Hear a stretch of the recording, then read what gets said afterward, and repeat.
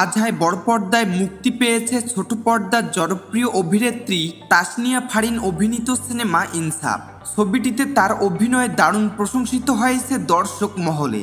এছাড়া সিনেমার আকাশিতে লক্ষ্যতারা গানের মাধ্যমে ব্যাপক আলোচনায় এসেছেন ফারিন।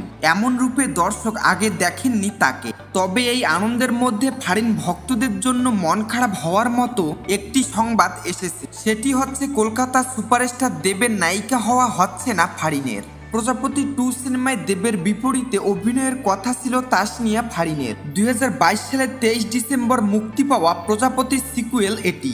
এই সিনেমার অন্যতম চমক ছিল নায়িকা হিসেবে ফারিনের অভিনয়। তবে ভিসা সংক্রান্ত জটিলতার কারণে শেষ পর্যন্ত সিনেমাটি করা হচ্ছে না এই অভিনেত্রীর। তবে ফারিন না থাকলেও সিনেমার কাজ ঠিকই এগিয়ে যাচ্ছে। ছবিটিতে দেবের নায়িকা হিসেবে দেখা যাবে ছোট পর্দার অভিনেত্রী জ্যোতির্ময়ী কুণ্ডুকে।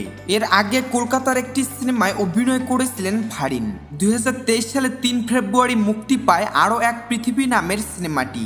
এটি ছিল কলকাতার কোনো সিনেমায় ফারিনের প্রথম অভিনয়। এসকে মুভিজের ব্যানারে নির্মিত ছবিটি পরিচালনা করেছিলেন অতনু ঘোষ।